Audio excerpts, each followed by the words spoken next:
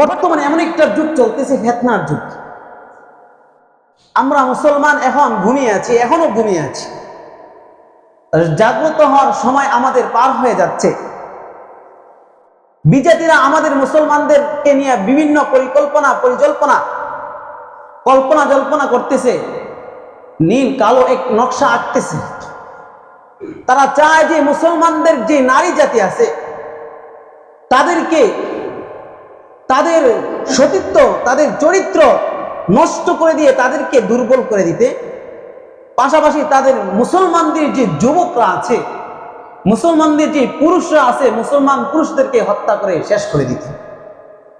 এই হলো ইহুদি, খ্রিস্টান এবং প্রতিটা মুসলমান ধর্ম ছাড়া অন্য যত ধর্ম আছে সব ধর্ম একমাত্র মুসলমানদের ধর্মকে শেষ করে দেওয়ার জন্য তাদের এই কালো একটি নকশা, তারা আগের থেকেই পরিকল্পনা তাদের মধ্যে নীল নকশা, কালো নকশা আঁকে রাখছে।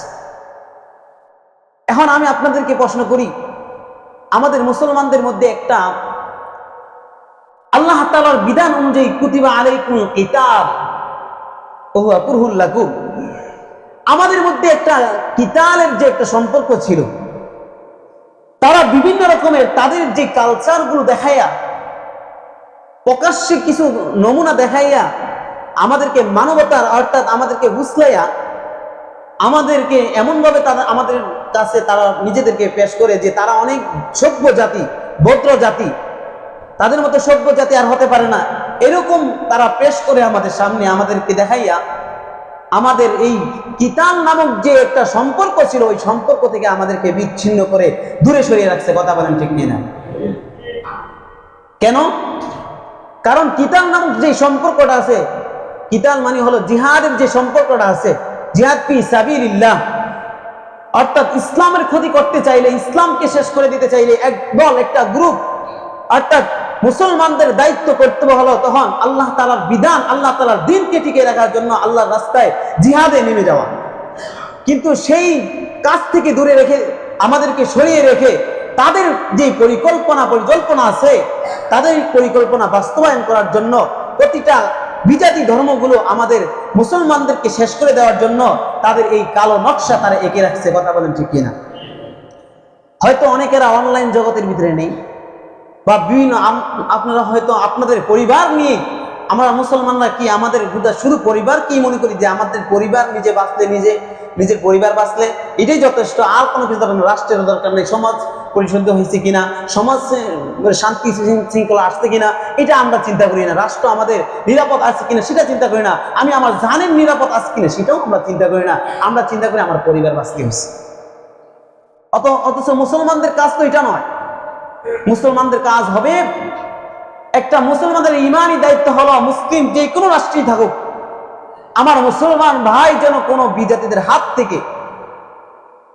হাতে তাদের মাধ্যমে কোনো কষ্ট, কোনো বিপদ তাদের কাছে না আসে, কোনো সমস্যায় যেন সম্মুখীন না হয়। যদি সমস্যায় চলে আসে তখনই রুখে দাঁড়াতে হবে এই সমস্যা দূর করার জন্য। এটা হলো একটা মুসলমান আর একটা মুসলমান ভাইয়ের প্রতি ইমানি দায়িত্ব। কারণ রাসূল সাল্লাল্লাহু আলাইহি ওয়াসাল্লাম বলেন, বাংলাদেশের একজন মুসলমান আরেকজন ইরান কোন, আপনার আফগানিস্তান কোন, যে কোনো মুসলমান রাষ্ট্রে, কাতার বলেন, যে কোনো মুসলমান রাষ্ট্রের যে রাষ্ট্রের যে কোনো মুসলমান আছে, আপনি চিনেন বা না চিনেন, সে মুসলমান, এতটুকুই আপনি বিশ্বাস, সে ইমানদার হিসাবে আরেকজন ইমানদার ভাইয়ের দেহ আর একটা দেহ শরীরের সাথে একটা দেহের অঙ্গের মতো। একজন মুসলমান ভাই আরেকজন মুসলমান ভাই, একজন ইমানদার আরেকজন ইমানদার হলো একটা দেহের মতো, একটা অঙ্গের মতো। কিরকম ভাবে আপনাকে স্বাভাবিকভাবে বুঝাই, আপনার মাথায় যদি ব্যথা করে পুরো শরীর ব্যথাটা অনুভব করে কিনা বলেন? আপনার পায়ে যদি আঘাত লাগে, আঘাত লাগার সাথে সাথে আপনি পুরো শরীরের অঙ্গ প্রত্যঙ্গের মধ্যে আপনার একটা অনুভূতি হয় কিনা? অনুভূতি হওয়ার কারণ আল্লাহ রাসূল সাল্লাল্লাহু আলাইহি ওয়াসাল্লাম বলেন, এখানে যেরকম ভাবে শরীরের একটা অংশের ব্যথা পাইলে, একটা শরীরের একটা অংশ যদি ক্ষত হয়, তাহলে পুরো শরীর যদি এই ব্যথাটা অনুভব করতে পারে, অনুভূতি করতে পারে, তাহলে মুসলমানদের কাজ হলো এক প্রান্তে মুসলিম যদি কোনো কষ্টে নিবেদিত থাকে, বিপদে থাকে, আরেকটা মুসলমানের কাজ হলো দায়িত্ব ওই মুসলমান ভাইকে তার বিপদের কাজে সাহায্য সহযোগিতা করা, এগিয়ে আসা। কথা বলেন ঠিক কিনা? রাসূল করিম সাল্লাল্লাহু আলাইহি সাল্লাম আব্দুল্লাহ ইবনে ওমর রাদিয়াল্লাহু তাআলা আনহু বলতেছেন, আব্দুল্লাহ ইবনে ওমর রাদিয়াল্লাহু তাআলা আনহু বর্ণনা করেন, রাসূল সাল্লাল্লাহু আলাইহি সাল্লাম বলেন, এগিয়ে এসে বলতেছেন, ও আমার মুহাজির সাহাবাগণ, তোমরা ভালো করে শোনো। মুহাজির সাহাবাদেরকে ডাক দিয়ে বলতেছেন, আমি আমার ইন্তেকালের পরে আমি দেখতে পাচ্ছি 5টা জিনিসের সম্মুখীন হবে, আমার উম্মতেরা 5টা জিনিসের সম্মুখীন হবে। তবে আমি আল্লাহ তাআলার কাছে প্রার্থনা করছি যেন তারা 5টা জিনিসের সম্মুখীন না হয়। 5টা জিনিস হলো, ভালো করে খেয়াল রাখবেন, 5টা জিনিস হাদিসের ভাষার অর্থগুলো বলতেছি, সময় আমাদের হাতে কম, কিন্তু অর্থগুলো যদি জানি তাহলে অনেক কিছু আমরা জানতে পারবো। কথা বলেন ঠিক কিনা?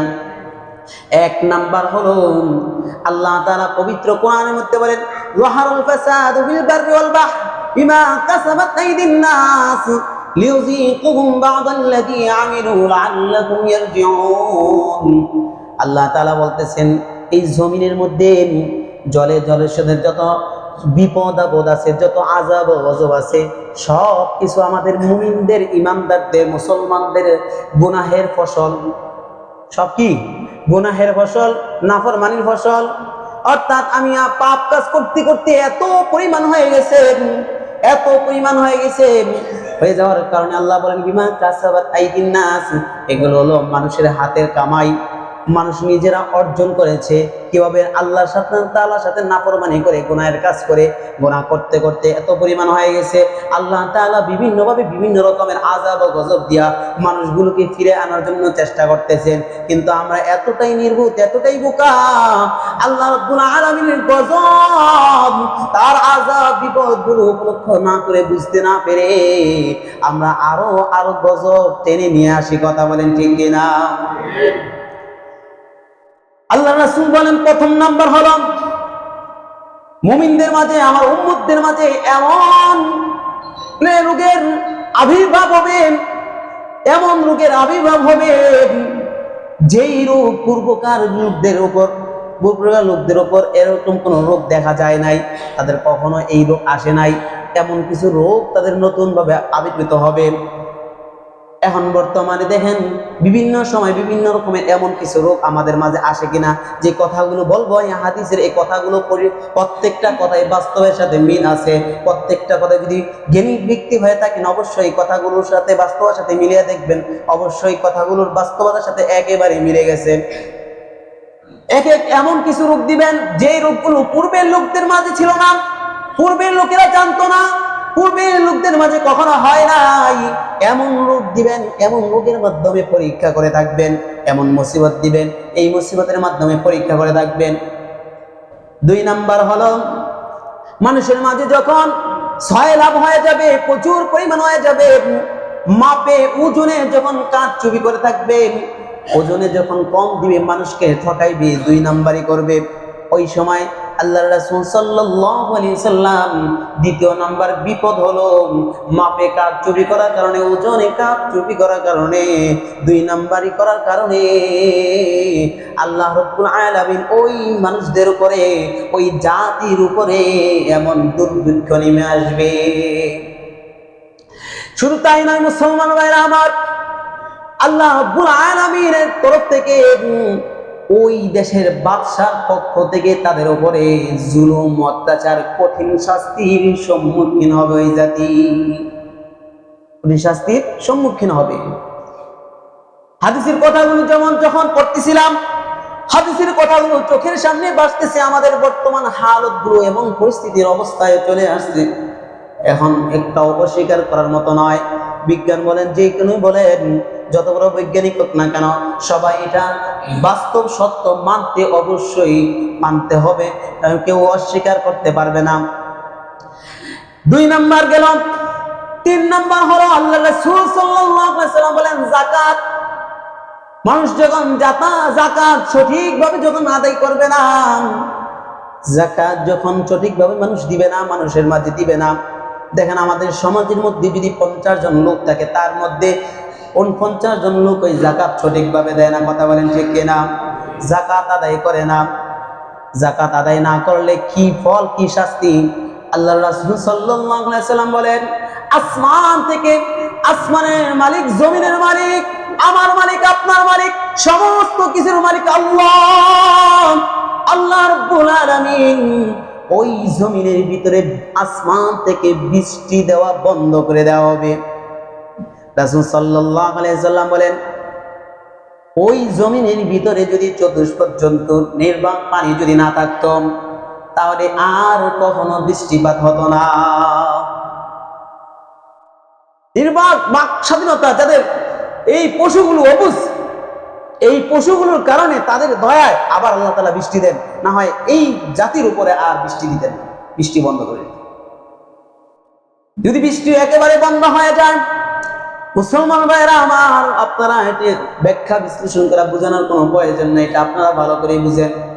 এখন আমাদের মধ্যে যে অস্থিরতা কাজ করতেছে, যে গরমে আমরা অসহ্য হয়ে যাচ্ছি, গরমের সাধারণ অল্প কিছু তাপের মাত্রা আমরা সহ্য করতে পারি না, জাহান্নামের আগুন কিভাবে সহ্য করব, জাহান্নামের শাস্তি কিভাবে সহ্য করব, একটু অনুধাবন করি, একটু চিন্তা করি, একটু ভাবি।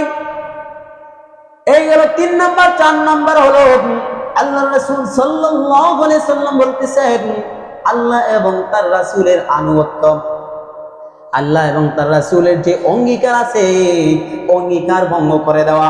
অঙ্গীকার যদি ভঙ্গ করে দেওয়া হয়, রাসূল সাল্লাল্লাহু আলাইহি সাল্লাম বলেন, বিজাতি যারা আছে, দুশমন, অন্য ধর্মের যারা দুশমন, অর্থাৎ তারা মুসলমানদের শেষ করে দেওয়ার চিন্তা করতেছে, ওই জাতিকে আল্লাহ তাআলা শাসন ক্ষমতা তাদেরকে দিয়ে দিবেন, আর শাসন ক্ষমতা দিয়া তাদের উপরে এমন জুলুম অত্যাচার চাপিয়ে দিবেন, শুধু জুলুম অত্যাচার নয়, তাদের যে সম্পদ আছে সম্পদগুলো তারা কেড়ে নিয়ে যাবে।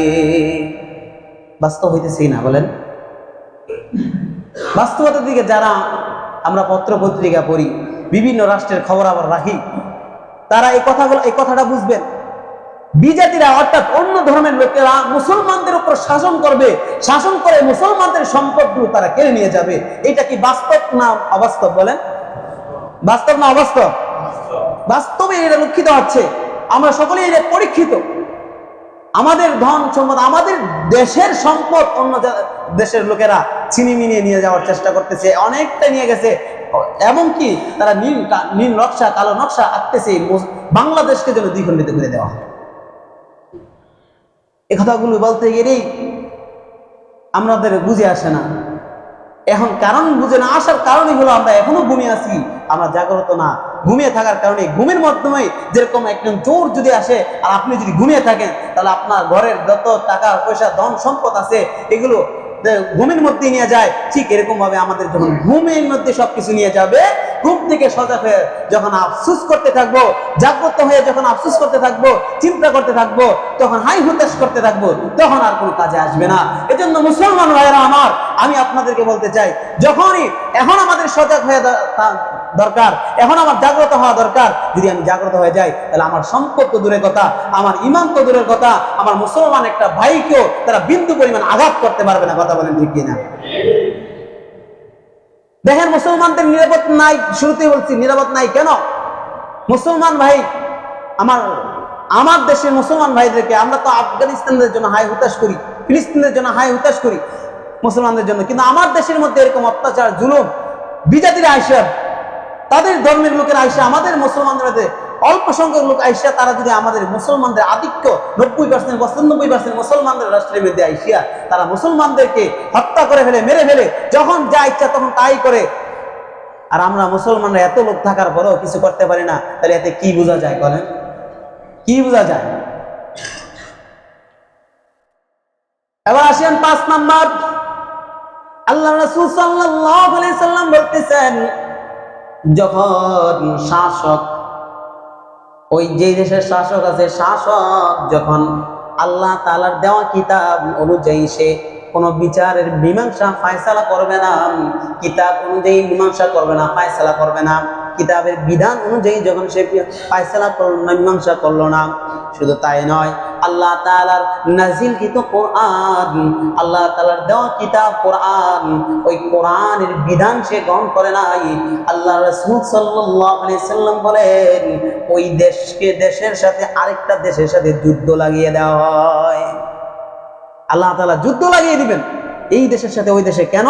এই দেশের যে শাসক সেই কোরআন অনুযায়ী তার বিচার ফায়সালা মীমাংসা করে না। শুধু তাই নয়, কোরআন অনুযায়ী সে নিজেকে, কোরআনের বিধিবিধান অনুযায়ী সে গ্রহণ করে না, নিজে আমল করে না, কোরআনের বিধান সে মানে না। আর না মানার কারণে আল্লাহ তাআলা, রাসূল সাল্লাল্লাহু আলাইহি সাল্লাম বলেন, আল্লাহ রাব্বুল আলামিন ওই দেশ আরেকটা দেশের সাথে যুদ্ধ লাগিয়ে দিবেন। পারস্পরিক দেশের মধ্যে দুই দেশ একসাথে যুদ্ধ লাগিয়ে যাবে। এক পর্যায়ে যুদ্ধ লাগে কি লাভ হইবে না লস হইবে? বলেন, ক্ষতি হইবে না দেশের? তাহলে এই যে পাঁচটা কথা বললাম, এই পাঁচটা কথা বাস্তবে পরীক্ষিত হচ্ছে কিনা বলেন? বাস্তব না অবাস্তব? কয়েকজনে মনে হইতেছে, কয়েকজনে বুঝছেন, সবাই বুঝেন না। এই যে পাঁচটা কথা বললাম, আমাদের উপরে মুসিবত বিপদ আসছে কিনা বলেন? আমাদের উপরে এই যে বিভিন্ন রকমের যে রোগ আগে ছিল না, যে রোগের নামগন্ধ শুনি নাই, যে রোগের কথা আগে পূর্বেও শুনি নাই, সেই নতুন নতুন রোগ আমাদের মধ্যে আবির্ভাব হয়েছে কিনা বলেন? তারপরে দেখা যাচ্ছে আমাদের মধ্যে যে আমরা দুই নাম্বারি করার কারণে যে বিপদ শাসকের পক্ষ থেকে এবং যে মুসিবত দুর্ভিক্ষ আমাদের মাঝে আসতেছে কিনা বলেন? দুর্ভিক্ষ আসতেছে কিনা? আপনারা তো টাকা পয়সা অনেক মালিকের জন্য দুর্ভিক্ষ বুঝেন না, যারা মধ্যবিত্ত তারা ভালো করে বুঝে। দুই শ্রেণীর লোক বুঝে না সমাজের মধ্যে, কথাটা ভালো করে বুঝবেন, এটা আমার পক্ষ থেকে, আমার ধারণা মতো আমি বলতেছি। দুই শ্রেণীর লোক ভালো করে বুঝে না। এক শ্রেণীর লোক যে আপনার মানে ভিক্ষা করে খায়, কারণ সে ভিক্ষা করে পাইতেছে, 10টা 20টা পাইতেছে, তার তো আর কোনো কষ্ট হইতেছে না। মাস শেষে তার 1000 খানিক টাকা পাই দিতেছে বিনা কষ্টে, বিনা পরিশ্রমে। আর আরেক শ্রেণী হলো যার কোটি কোটি টাকা আছে, ধনী, তার এই দুইজন উপলব্ধি করতে পারে না। উপলব্ধি করতে পারে মধ্যবিত্ত যে আছে, যে কারো কাছে চাইতেও পারে না, কারো দরজায় যেতেও পারে না, তার যত টাকা আছে সেই টাকা দিয়ে সে খাইতে হয়। এই পরিমাণ খাইতে গিয়েছে দ্বিধা দ্বন্দ্বে তার ঘরের ভিতরে একদিন খাইয়ে একদিন না খাইয়ে থাকতে হয়। কথা বলেন ঠিক কিনা? এটা আমার বাস্তবের উপলব্ধি। এই বাস্তব কিনা কথাটা বলেন? মধ্যবিত্ত যারা আছে তারা কারো কাছে মুখ খুলে বলতেও পারি না, আমরা কারো কাছে যাইতেও পারি না, নিজের পেটের সাথে দামাচাপা দিয়ে নিজে নিয়ন্ত্রণ করেই চলতে হয়। আর যারা অসহায় আছে তাদের মুখে তো কোনো লেভেল নাই, যারা আপনার আছে ভিক্ষুক আছে তাদের মুখে তো শরম লজ্জা নাই, যখন ইচ্ছা যার কাছে ইচ্ছা তার কাছে চেয়ে ফেলে, চাইয়া দেয়া গেছে, ভিক্ষা করে করে তারা নিজের রুজির উপার্জন করে সে ভালোই চলতেছে। আর যে কোটিপতি আছে, টাকা পয়সা দন্দলত আছে, তার কথা তো অন্য হিসাব। তারা এগুলো বুঝবে না। যারা আমরা মধ্যবিত্ত আছি তারাই একমাত্র এই কথাগুলো বুঝবো। দুর্ভিক্ষ আসছে কি আসে নাই তারাই একমাত্র বুঝবো। কথা বলেন ঠিক কিনা? এই হলো আমাদের বাস্তবতা অবলক্ষা। এরপর দেখেন আরো অনেক আমাদের অবস্থা দিন দিন আমাদের অবনতি হচ্ছে। আমাদের মুসলমানদের একটাই কথা, এই কথা আলোচনাগুলো বলার একটাই উদ্দেশ্য হলো আমরা মুসলমান এখনো জাগ্রত হই নাই, এখনো আমরা সজাগ হই নাই। আমাদের মুসলমানদের ইমান তো শেষ করবেই, পাশাপাশি মুসলমান যে একটা জাতি আছে সেই জাতিও শেষ করে দেওয়া চিন্তা করতেছে। অথচ যেই জাতি সত্যের উপর নির্ভরশীল, যে জাতি শ্রেষ্ঠ ধর্ম, এটা তো আমরাই টিকে রাখতে হবে। আমরা যদি না পারি, চেষ্টা করতে করতে শেষ সময়কে আল্লাহ দেখবেন। কিন্তু কিতাল নামক যে সম্পর্ক আমাদের ছিল, সেই সম্পর্ক থেকে দূরে সরে আসছি। কিতাল নামক সম্পর্কটাকে আমরা অন্যভাবে আমরা এটাকে নিয়ে দিচ্ছি জঙ্গিবাদের মধ্যে, নিয়ে নিচ্ছি অন্যভাবে, অন্য কিছুর মধ্যে নিয়ে যাওয়ার কারণে দেখা গেছে আমাদের মুসলমানদেরকে এখন তারা যেই কোনোভাবে, যেই কোনো সময়, যেই কোনো পরিকল্পনা করেই তারা সফল। কথা বুঝেন নাই? আজকে যদি জিহাদ নামক সম্পর্কটা আমাদের সকল মুসলমানদের মধ্যে থাকতো,